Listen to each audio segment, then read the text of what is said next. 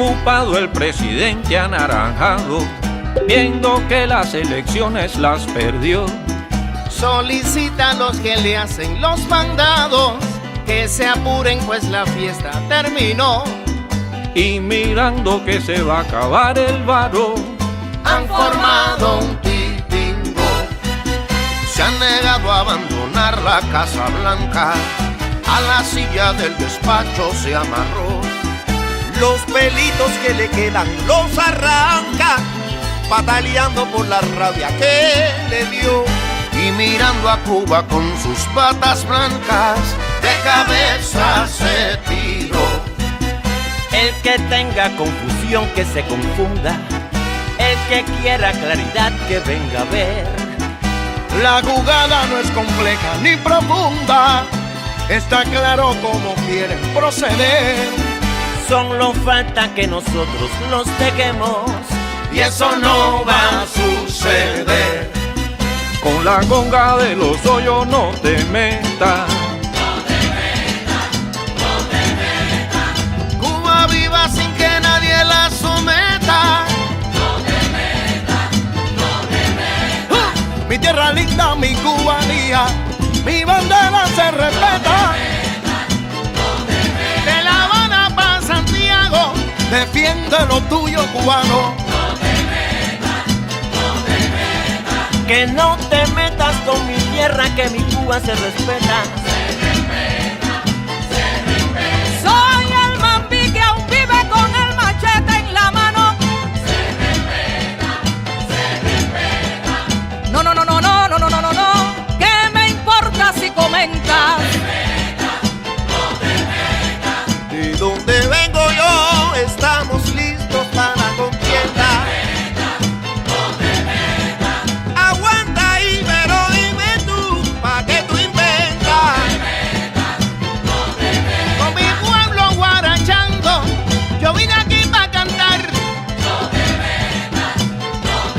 Toda Cuba está esperando que yo la ponga a gozar. Aquí nadie tiene miedo, tú conmigo no te metas. Oh, no. Oye, soquetón, mi alegría te molesta. Porque tú me conoces bien en todas mis facetas. Que no tenemos miedo, sal de ahí, no abra esa gaveta.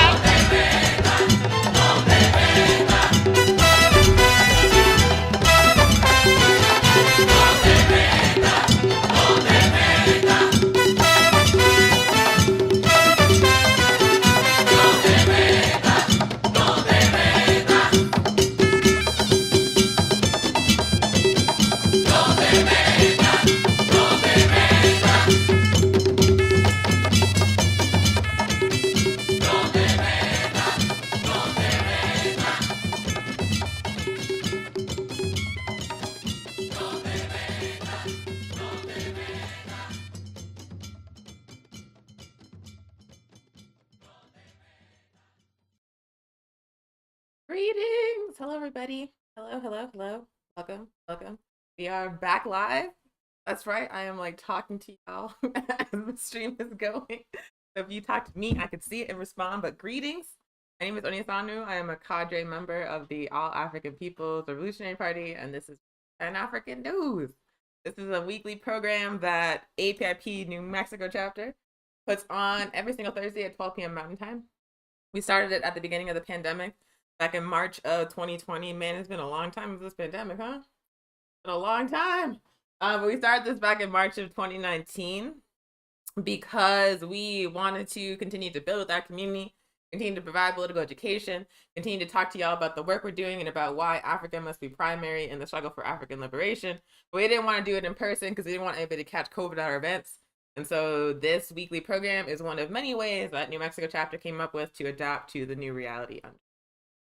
So we thank y'all so much for joining us. We have some regular viewers who are here every single week, and we deeply appreciate y'all.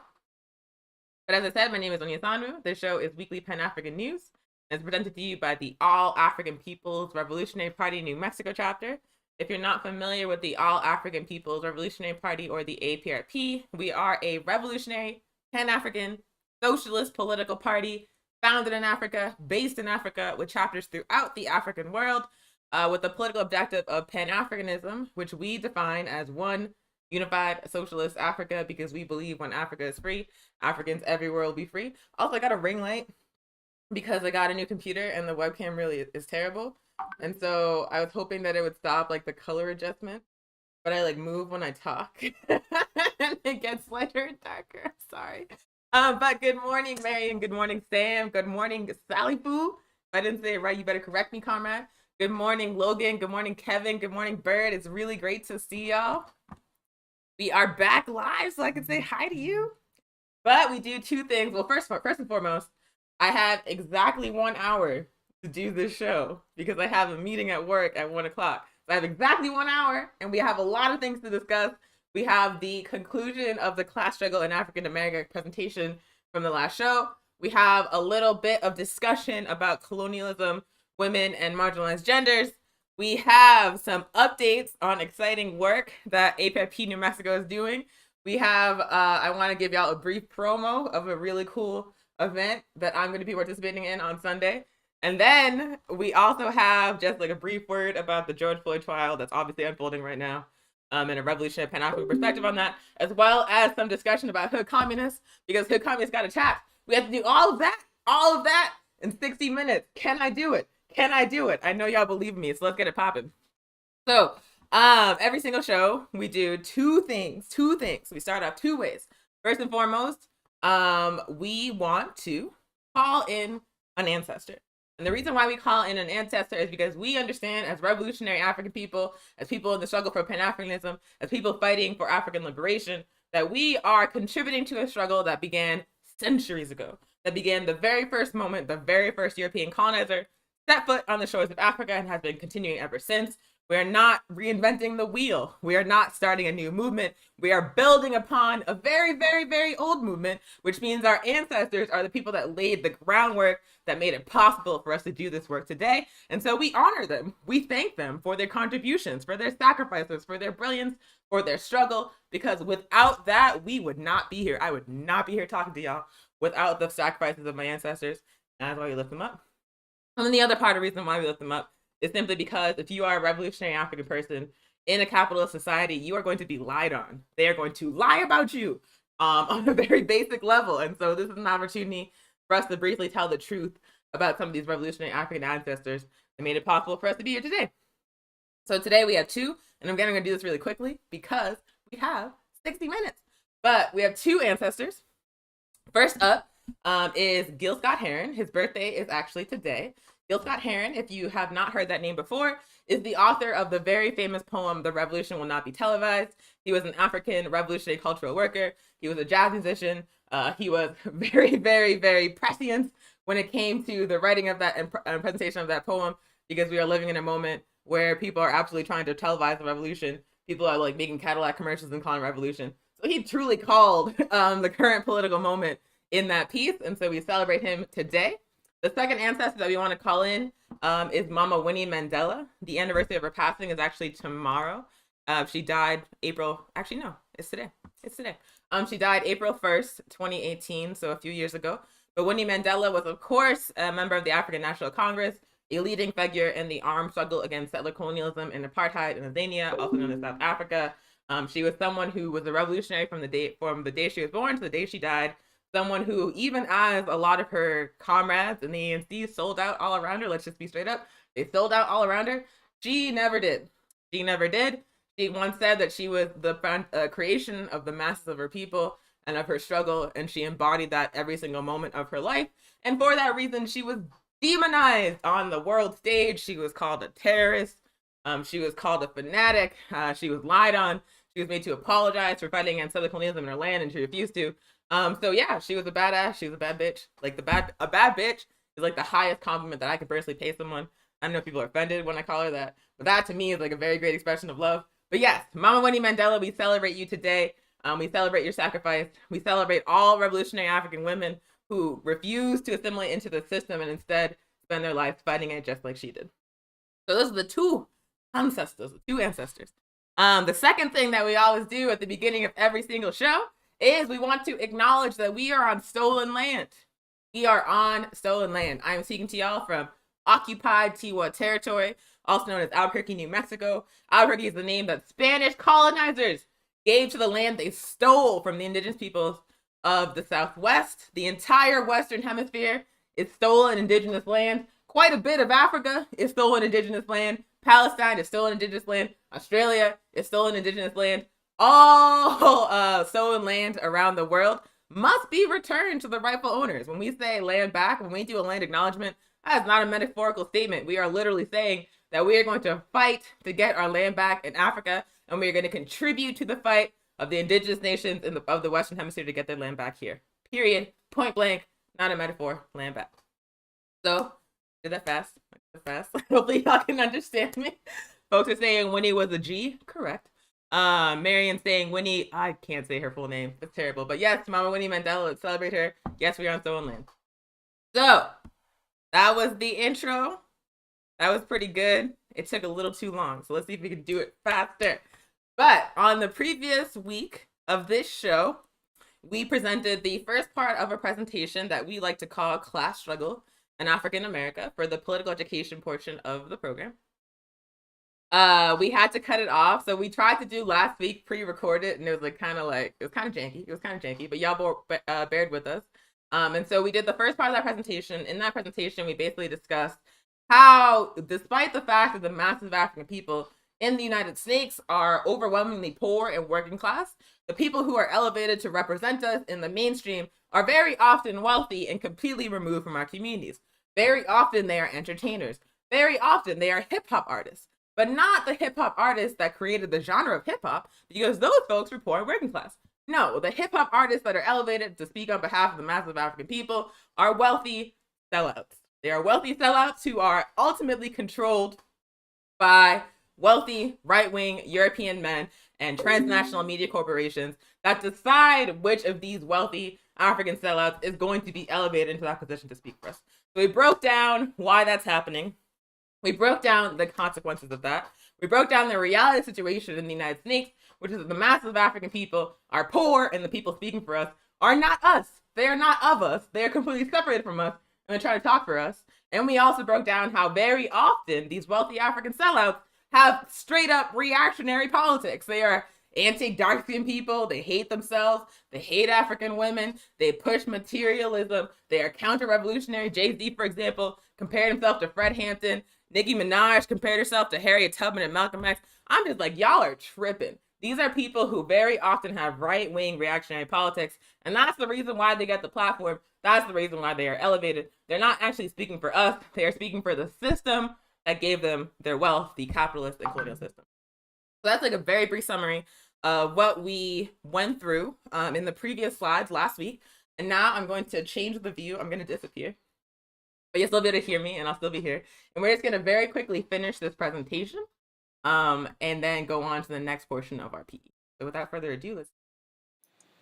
Hello. Hi. So now you should be able to see a black and white screen that says "Faking the Funk." And hopefully you can still hear me. If you cannot still hear me, definitely let me know in the comments. If you have any issues seeing or hearing anything that's happening, let me know in the comments and I will try to address. But anywho, so this is the conclusion of Class Struggle in African America, talking about the class contradictions within the African community in the United States, talking about these fake-ass, wealthy African sellouts that are elevated within the entertainment industry and then put forward to speak for us. We're going to be talking about how very often the persona that these Africans put forward in the world does not actually reflect who they are. And let me see what y'all saying. Y'all say hip-hop artists like Nas disappointed me. He is not the worst, though. That would be Jay-Z. Agree. Kwame says Africans must continue to fight back for our land to get rid of these illegal demons of Europe and America out of Africa. Agree. And then Max says you can hear me, and Logan says it looks and sounds great. I appreciate y'all.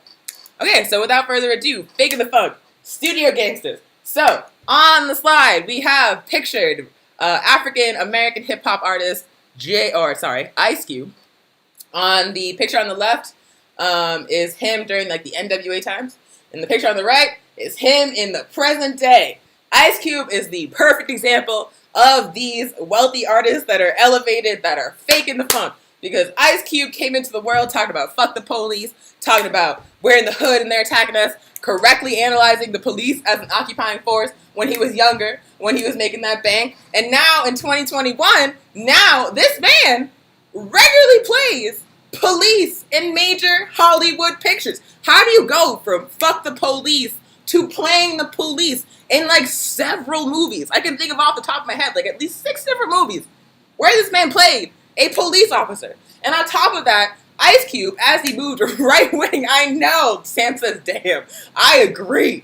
But Ice Cube, you know, he got like a lot of smoke this past summer because he like came up with this like bitch ass plan for Black America where he's talking about small business loans and all kind of hot bullshit for the petty bourgeois.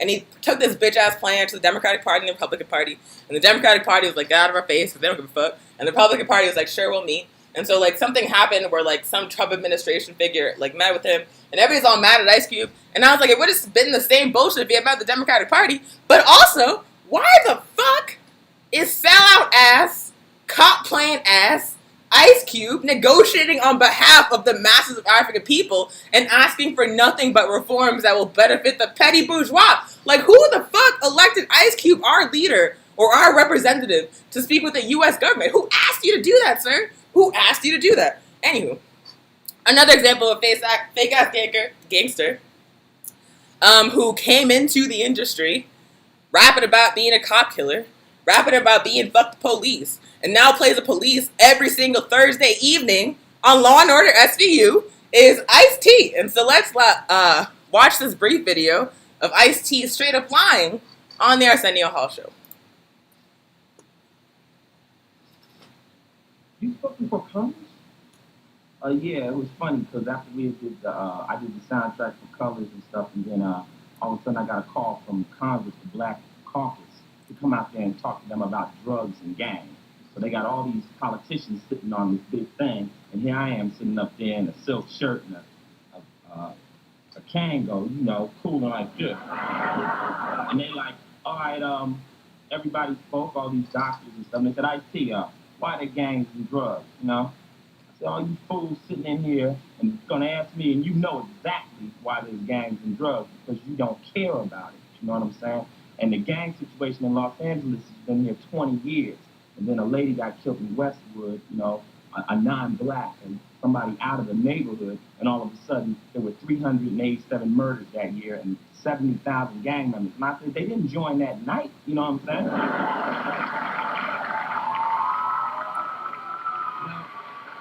You used to be a gang member, right? Well, I was involved with gangs. When I went to Crenshaw High School, and when you got to that school, it was kind of like you either with us or without us. And down in the neighborhood, I mean, everybody is affiliated with gangs. Even little girls walk down the street and somebody will say, well, what set lives here? And they say, well, this is the Crips, and this is the Bloods. And they know what their mama tells them what color to wear. And it's something that as you grow up, you just learn. So everybody from my neighborhood or down in South Central Los Angeles is affiliated with gangs. I was never a hardcore member that was like, let's go out and kill people. But I used to roll with the sets, and I know what makes them tick. You know what I'm saying? I was just lucky, you know. We don't have to watch the whole video because he straight up lies for like 5 minutes. But one thing you should know about Ice-T is that he grew up in the suburbs. He was upper middle class. He certainly did move to Crenshaw when he was like a teenager. But he was still upper middle class. And if you notice, when Arsenio Hall asked him, were you ever in a gang? He was like, well, I was affiliated. And he looked mad, motherfucking nervous. This man is bald-faced lying. He is bald-faced lying. He is far from the only one that does this. These Africans that are elevated to represent us, that find wealth within this system by selling us out, put forward this image that they do not live.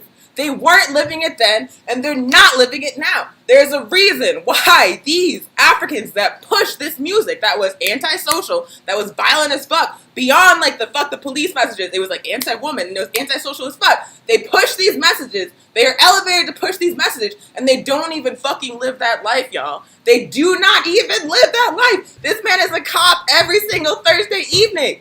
Every single Thursday evening, after saying fuck the police for like 10, 20 years. Shit makes no sense. Makes no sense. They're all perpetrated. Anyway, this is a slide that a comrade Demetria added about Gucci Mane. Gucci Mane, of course, used to be fluffy. Then he went to jail. He used to be fluffy and on a lot of drugs and drank a lot of shit. And then he went to jail. Then he came out and he was like all buff and people started saying he was a clone. He's not a clone. He just worked out a lot in jail, yo. But anyway, he came out and he was still singing the same songs, even though he was sober, even though he was living healthy, even though he married a beautiful woman and was like, I'm a happy man now. He was still singing songs like the lyrics captured on the slide that are mostly listened to by young African people, by youth, talking about I drink till I'm drunk, I smoke till I'm high, talking about taking perks, talking about taking drugs, talking about living that gangster life that he is no longer living. So again, these Africans, these wealthy African sellouts that don't even align with us in Black Lives Matter, in our struggles against police terrorism, these wealthy African sellouts that are elevated by this right-wing industry put forward an image that is antisocial and destructive that they themselves do not even live. Do not even live. Damn right I'm going after Gucci Mane, Erica. I think he's fine as hell. But I think that's some bullshit. I think that's some bullshit for you to say I drink till I'm drunk and have like 14-year-olds singing that, but you don't live that life because you know that wasn't healthy for you. That's fucked up. But that is the kind of artist that is elevated by the music industry under capitalism. It's not people that are going to sing messages that we need to hear as an oppressed and colonized people. It's people who are going to sing antisocial, destructive, materialist, counter-revolutionary messages that are going to be elevated, regardless of whether or not they are living that life. Anyway, and Gucci Mane is fine as hell though. He is really attractive to me. Anyway, so to conclude, hip-hop began within the poor and working class masses of African people, particularly African youth. It began as a form of cultural resistance, and it should be reclaimed as a form of cultural resistance. You are never going to hear me, or quite frankly, anyone in the AAPRP say that we should get rid of hip-hop, that we should abandon hip-hop. No, because hip-hop is ours. Hip-hop belongs to the masses of poor and working class African people. Hip-hop is about resistance. Hip-hop needs to return to those roots. So hip-hop as a genre belongs to us. It does not belong to these right-wing media corporations. It does not belong to Trump supporters like Lear Cohen that decide which African is going to be famous. It does not belong to right-wing Europeans. It does not belong to European kids in the suburbs that want to hear us thinking about killing ourselves. It belongs to the masses of poor, working-class African people and the masses of poor, working-class colonized peoples, period, that are fighting back against the system of oppression under capitalism and imperialism and colonialism. Hip-hop has long been the vessel we have used to tell our stories. We started with songs like The Message by Grandmaster Flash and the Furious Five, Fight the Power by Public Enemy, UNTY by Queen Latifah. Queen Latifah used to slap, man. And then we went from Fuck the Police by NWA and Definition by Black Star. We have always used music as African people to communicate with each other as a way of showing solidarity, to send a message out to the world about our struggles and conditions. Hip-hop is still being used in that way, particularly by artists like No Name, particularly like by artists like Boots Riley. Hip-hop can continue to be used in that way by the Movement for African Liberation. We do not have to concede hip-hop to sellouts and to the capitalist system. We can still use it as a tool of resistance, but we must be aware of these contradictions within the masses of African people in the United States and around the world. And that was the presentation, yo. That was it. Hello. Hi, I'm back. And then other folks are giving examples of revolutionary African hip-hop artists like Dead Prez, like Tupac. Tupac once performed at African Liberation Day that hosted by the AAPRP because he was that about the struggle. No Name, of course I already mentioned. Immortal Technique, The Coup. I'm very partial to Bamboo, who's a Filipino hip-hop artist that is anti-imperialist. So there are so many revolutionary hip-hop artists, y'all, because the genre can still be used as a weapon of resistance. And that was the conclusion of class struggle in African America. So thank y'all. Keep the comments coming. I will keep engaging with you. We gotta keep it moving because, like I said, we only have 60 minutes to do a lot of shit. So next up, we have a 2-part PE section on this week's episode. So that was the conclusion of class struggle in African America. And now we're gonna move on to women, non-men, and colonialism. So I want to make a quick correction of the language that we used to advertise this PE segment. On the flyer, we said women, non-men, and colonialism. But I have since been corrected about the use of the term non-men. because there are, for example, trans men, there are masculine of center non-binary people. There are also like colonized men who are oppressed on the basis of gender. And so the language of non-men, when you're trying to talk about people who are oppressed by patriarchy, is not precise enough, and also ends up excluding some folks that are, in fact, oppressed on the basis of gender. Like I said, trans masculine people exist, y'all. So instead of saying non-men, what I say now is marginalized genders. So women, marginalized genders, colonialism, and so women are oppressed by patriarchy on the basis of gender, and also nation and class if they are African or colonized, and also marginalized genders folks like queer and trans people, like non-binary people, trans masculine folks are included in that group of marginalized genders. And also to me, to be honest, I feel like I'm going to say this one day and someone's going to cuss me out, but to me, like African men, indigenous men, Chicano men, whether they are cis or trans, are in fact oppressed in both a gendered and a racialized way under patriarchy and capitalism and colonialism. And so when I say marginalized genders, it's inclusive of men. You can fight me if you want to, but I feel like the material reality of the situation is that it's just the case. It's just the case that they are oppressed in a gendered way. Like if you look at the specific condition of African men, how could you possibly argue that? But sometimes people get mad. Sometimes people get mad. Anyway, so let's talk about women, marginalized genders, and colonialism. First and foremost, you got to understand that gender is a social construct. When I say gender is a social construct, I mean that gender is constructed according to the specific way that a particular society is organized. Even though we are told by capitalism, by imperialism, by white supremacy that only two genders exist and they are constructed in a particular way, that is not the fucking case.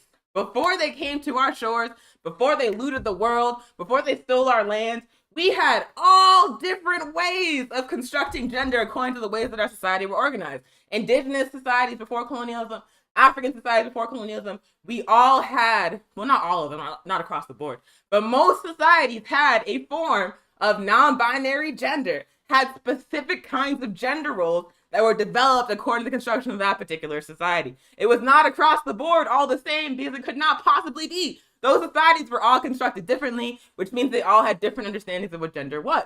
And then, of course, European colonizers came and they were like, no, man means you have a penis, woman means you have a vagina, woman means you wear a dress and you can't own shit, man means you run shit. That's what they did. They imposed that upon us by force through the process of colonization. But before they got here, that's not what it was, y'all. That's not what it was. And so when I say gender is a social construct, I am simply saying that gender as a concept is constructed according to the conditions where people live, the conditions of a particular society. And to prove that point or to further illustrate that point, I'm going to read a quote by author Butch Lee, who wrote the book Night Vision, which I highly recommend to get your mind blown. But Butch Lee says, Frantz Fanon pointed out how colonialism compressed society's economic structure and cultural superstructure into one. You are rich because you are white because you are rich, he wrote. It is the truth of human society, not only that class struggle is the motive force of history, but that the dominant classes, the bourgeois classes, in their rise, must of necessity take over and redefine gender, nation, and race to their needs. Again, I'm going to read that again, the last line. It is the truth of human society, not only that class struggle is the motive force of history, but that the dominant classes, the bourgeois classes, in their rise must of necessity take over and redefine gender, nation, and race according to their needs. And so what that quote is saying is that when the European ruling class came to take over and steal land and exploit our labor and destroy our societies, they had to destroy the constructions that we had around gender and identity and remake them in their image in order to better assimilate us into this structure of exploitation. They destroyed our constructions of gender. They destroyed or attempted to destroy our constructions of national identity and race. They destroyed our religious practices or attempted to destroy our religious and cultural practices. And they redefined them in their own image in order to better facilitate our exploitation. The entire book, Night Vision, makes that argument very clearly for like less than 200 pages, I'm pretty sure. And she basically shows you systematically how they broke down what existed before and how they built it back up to serve capitalism. Once you understand that gender is a social construct, the same way that racial identity is a social construct, you begin to see how the way that gender is constructed under capitalism exists to serve capitalism.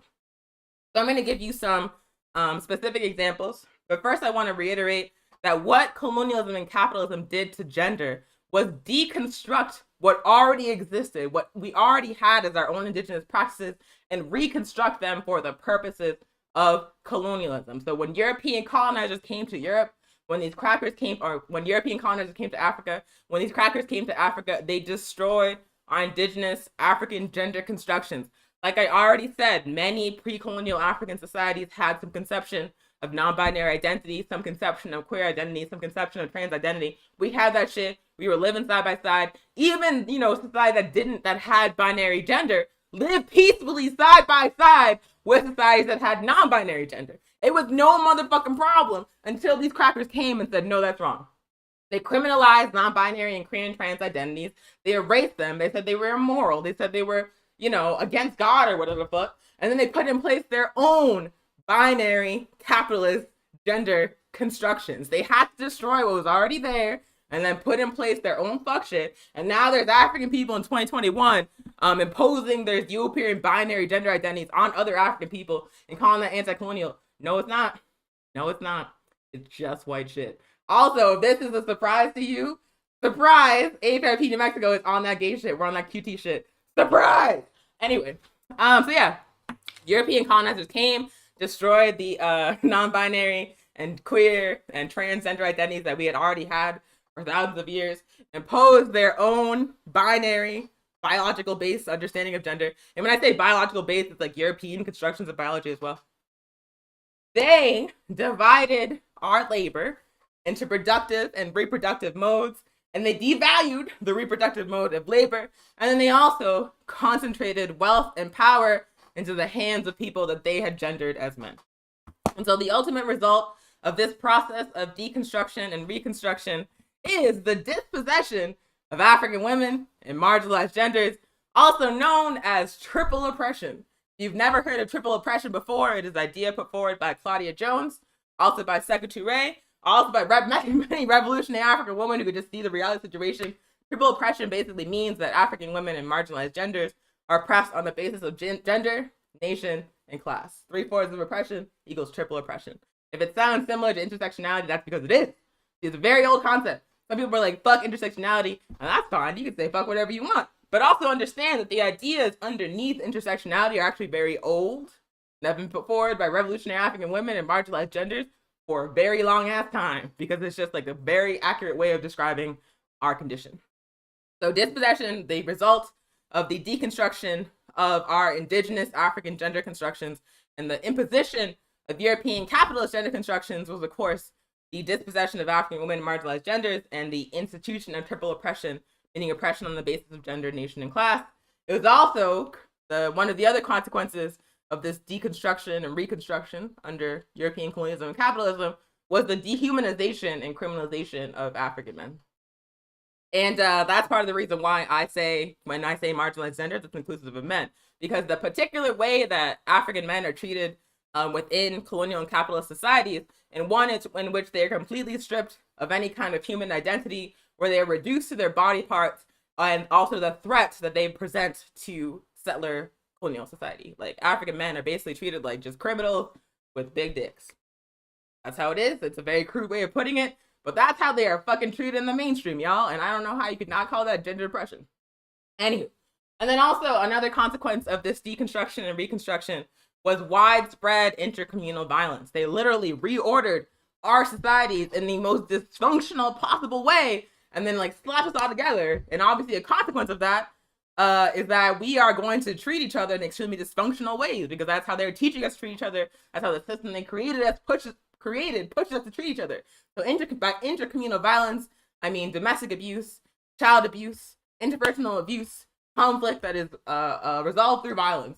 All these kind of problems that were introduced through the process of colonization, through the process of the violent imposition of capitalism. So, like I said, I'm going to mention some historical examples. Let me look at the time. 35. Also, let me drink some water. Grazie. Okay, so some examples of what I'm talking about, these deconstruction of indigenous African gender roles and the imposition of European capitalist gender roles. So Yoruba land, the invention of women. So I'm so sorry I cannot say this author's name. I'm working on my pronunciation of African names, but I'm going to put her name in the chat. She wrote a book called The Invention of Women, making African sense of Western gender discourses. And in that book, she says gender was not an organizing principle in Yoruba society prior to colonization by the West.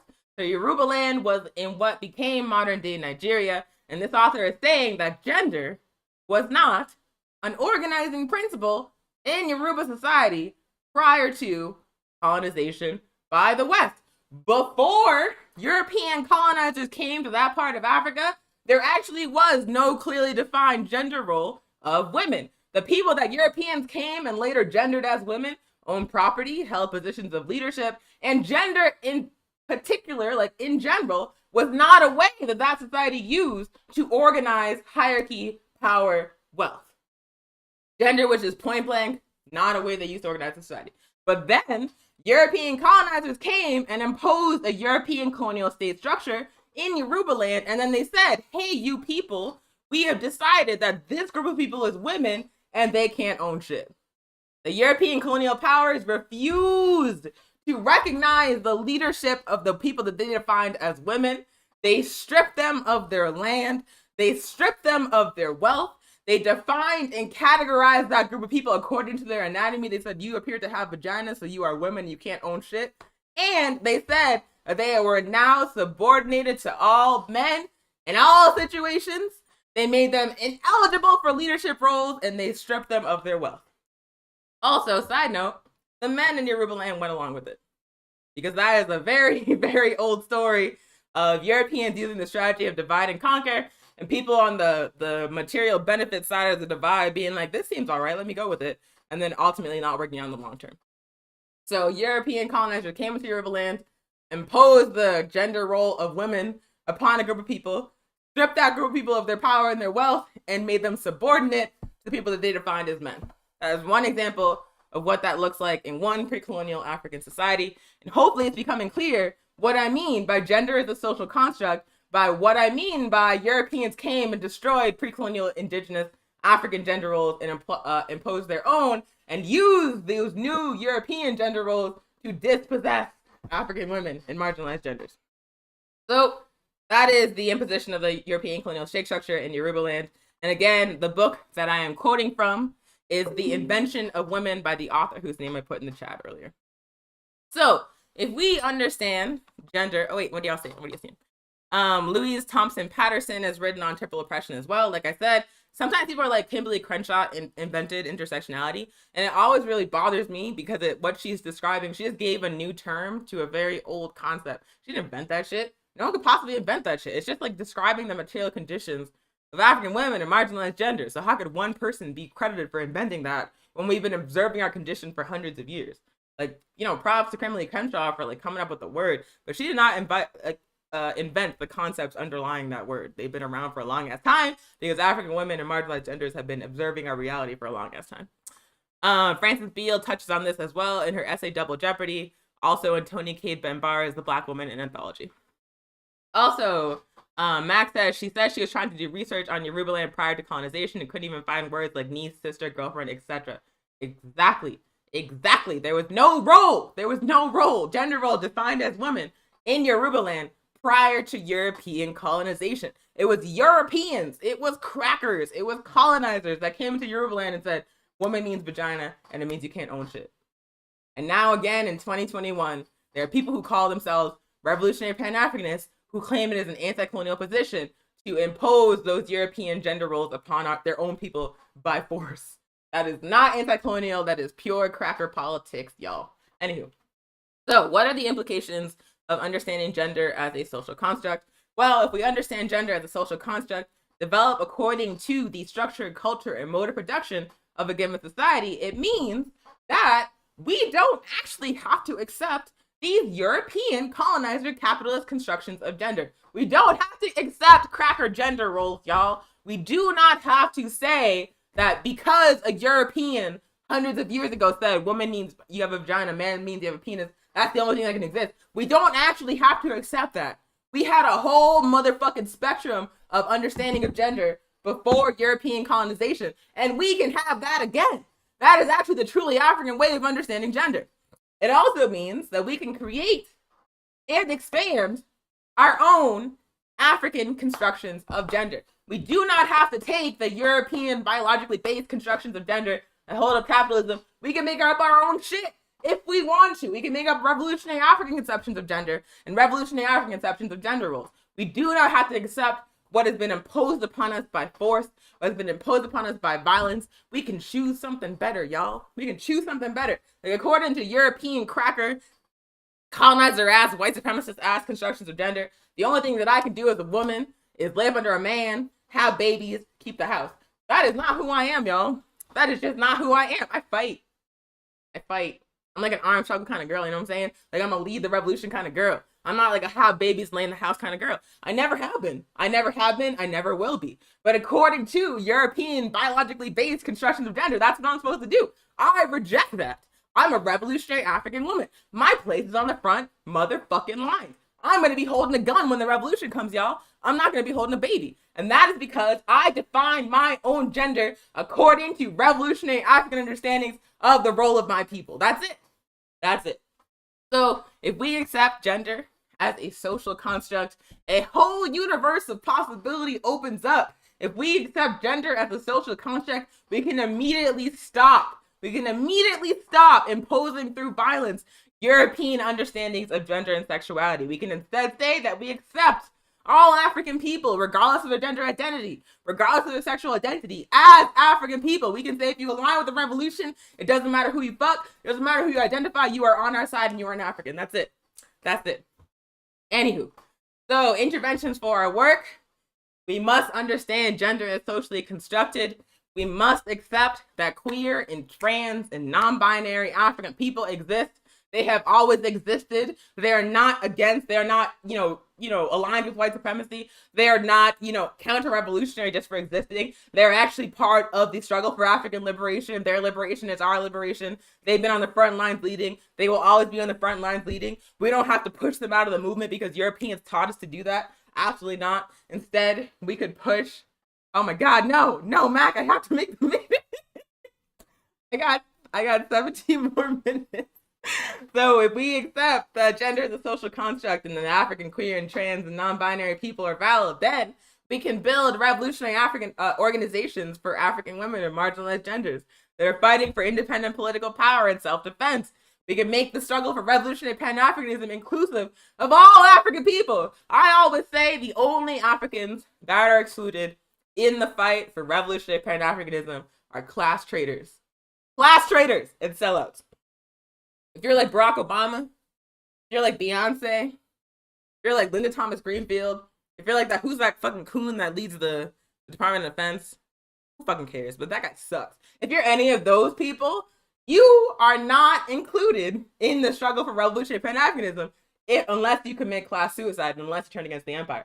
But if you are a poor working class African person, if you are a working class African person that aligns yourself with the masses of African people against colonialism, capitalism, imperialism, then you're coming with us, y'all. It doesn't matter what your gender is. It doesn't matter your sexual identity. All that matters is that you align yourself with the masses of poor working class African people.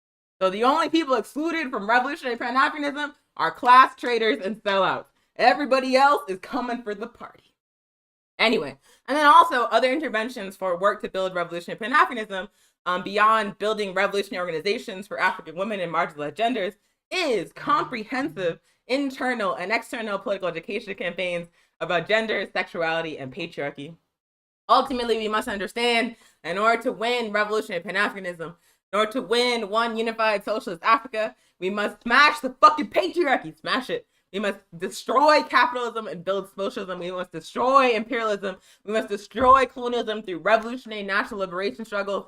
The people think always people think about revolution, think about dudes with guns, and there surely are some dudes with guns, but also revolution is about organizing every sector of a society across gender, across ages, across abilities, which means that revolutionary African women and marginalized genders have been on the front lines of the fight for African liberation and will continue to be on the front lines For the fight for African liberation, whether we are holding guns, whether we are teaching, whether we are training, we are going to be on those front lines. We were there during slavery. We were there during anti-colonial struggles in Africa and throughout the diaspora. We were there in the Black Power movement. We were there in the fight for reparations, and we're going to be there going forward, period. I did it. That was the P. Okay, what do y'all think? So many comments, so many comments. Max says, no shade to people who identify with gender, but y'all could be so much freer and happier without this colonial version. I agree. I agree. I kind of feel like trans and non-binary people are from the future because they're just, oh my God. Let me just not get into that. But I agree. I agree. The European biological-based constructions of gender are like a fucking prison. It's a fucking prison. Sometimes I look at like cis-het relationships and I'm like, y'all even fucking like each other? Like, do you even like care for each other? Because it's like this battle of the sexist shit. It's like a constant power struggle. Constant like button heads and you're just like, damn, it seems exhausting. That seems exhausting. And you're just like playing roles that were predefined for you by a colonizer. Like, it's fucking weird. Fucking weird. Anyway. Tell your job you can't make the meeting. No, I'm gonna make it. Somebody go pull the fire alarm at a job. It would just be the smoke detector at my house. Ironically, Hollywood films use the image of the strong African woman to show the inferiority of Africans for not adhering to patriarchal European standards. Correct. Correct. One thing about European biologically based capital cracker-ass gender roles, I keep saying different terms. I just want to press upon y'all that it's some cracker shit. But one thing about those gender roles is that African people have never actually fit within them. African women in particular, like cis African women, are like treated as like masculine, treated as like subhuman, treated as like unattractive, treated as like not living up to the embodiment of like femininity that's created by European constructions of what a woman is. Like, we don't actually fit within that identity. We never have. I'm like 5'10", like pretty big, dark skin, and like it's just not like, it's very clear to me that the image of women, like the Disney princess image of women, like the European like dainty image of women, like that was just not something that I was ever gonna be able to live up to. So like when African women, this African women in particular, are like transphobic or trans misogynist, when they like try to police the gender expression of trans and non-binary African people, I'm like, girl, like they don't think you're a woman either. So who the fuck are you to go to an African trans woman and be like, you're not a woman? The people that whose like gender roles you are violently applying to that person don't actually think you fit that gender role. They don't think you're a woman. So why the fuck are you doing that to another African person? Anywho, yeah. Cis black women, Erica says, cis black women are intentionally and constantly misgendered, so the investment in womanhood that's denied to us is wild. Like Michelle Obama, for example. Michelle Obama is a motherfucking sellout, married to a war criminal, but Michelle Obama gets called a man on a daily basis to this day. That woman has like fucking two kids that came out of her vagina, and she called a man every motherfucking day. Every day. And I also don't want to suggest that only people that have vaginas can have kids. Or only people, I don't know. You know what I'm saying? Like, people who are not women can have kids. But she is a woman and she had kids. And people are still constantly calling her a fucking man. And you know why? It's because she is a tall, dark-skinned African woman. And she does not fit the European construction of woman. And she never will. She made it to the side piece, or the first lady role. Like, the highest position for a woman in the United States.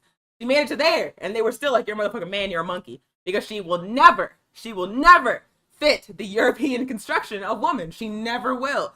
And she is far from the only African woman that's been misgendered in that way. Far from it. We do not fit into these European gender roles at all. We never have. Serena, yep. Ciara, yep. Wendy Williams, yep. I said side. I did. I read a story once, I think it was from Obama's book, about how he was like dating a European woman before. And when he was trying to move up in politics in Chicago, they were like, that's not gonna work, y'all. It's not gonna work. So he like dumped the European woman and got with Michelle Obama.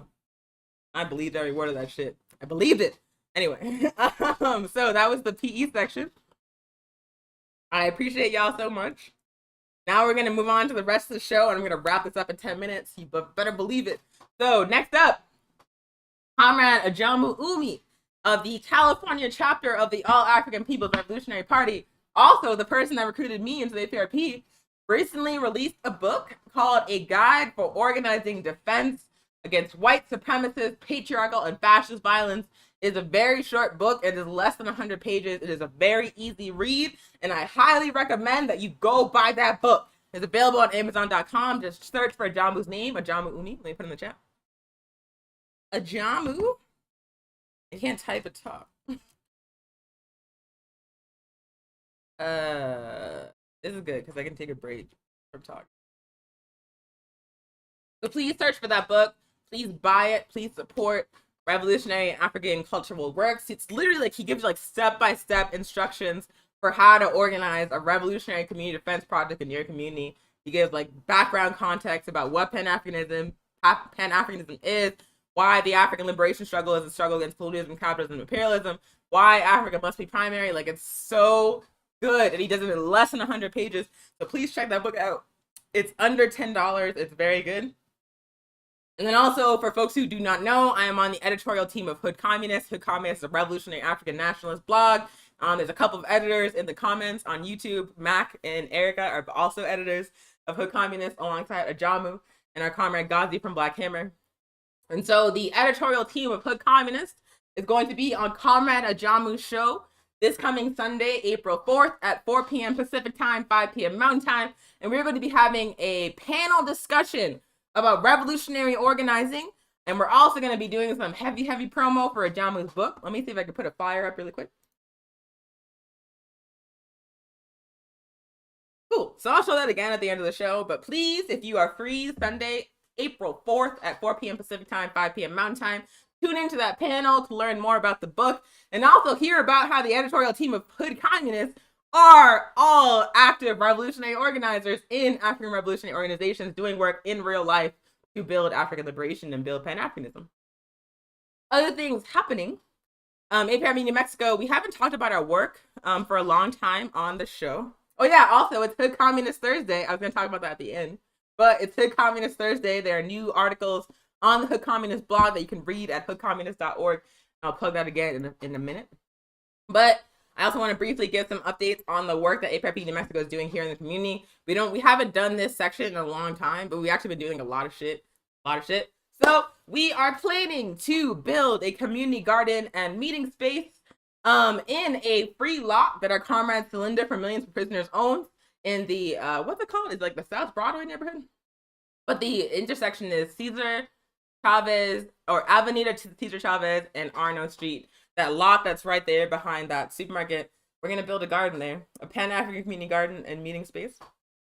So stay tuned for news about that. We want to organize, we want this to be a community project. So we're going to be in that neighborhood knocking on doors and talking to people and getting them involved. We're going to have a cleanup day for that lot because it's been unused for a long ass time. There's some trash, y'all. There's some trash.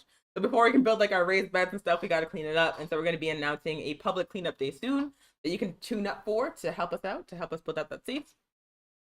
Also, we have our Pan-African film series that happens on the second Saturday of every single month. The next one is Saturday, April 10th at 2 p.m. Mountain Time. We're going to have a double feature about Mama Assata Shakur. Assata Shakur, a revolutionary African woman, member of the Black Panther Party and the Black Liberation Army, currently living in Cuba under Cuba's protection. We have one film that is the news report from the day that Assata was broken out of prison. And is hilarious. These crackers do not know what to do. They're like, where did she go? And then the second one is an interview with Assata living in Cuba, talking about socialism and anti-imperialism. So it's a double feature, both films about Assata. It's going to be great. Tune in Saturday, April 10th at 2 p.m. Mountain Time. And then lastly, we are still doing our elder care program.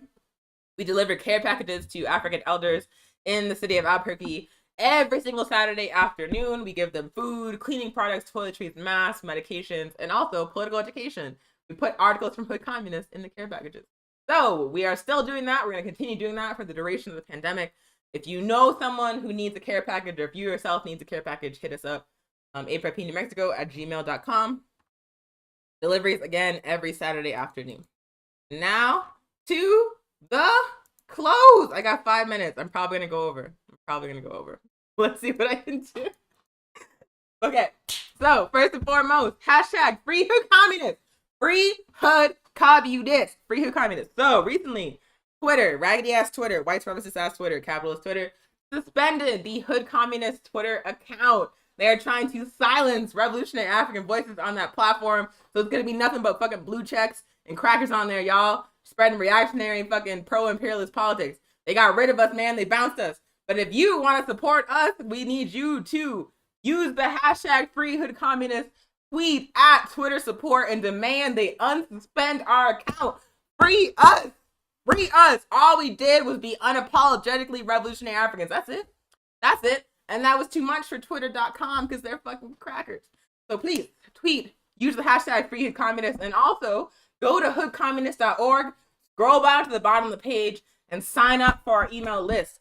Hoodcommunist.org and that email list we control. We can say what we want. So if you want to get the news unfiltered, if you want to get updates every single week about the articles that are published on the site, sign up for that email list and allow us to contact you independently of these white supremacist capitalist ass platforms. Like, I swear to God, like, people will come in AAPRP New Mexico's mentions, the communist mentions, and call us like straight up N-words, like hard R.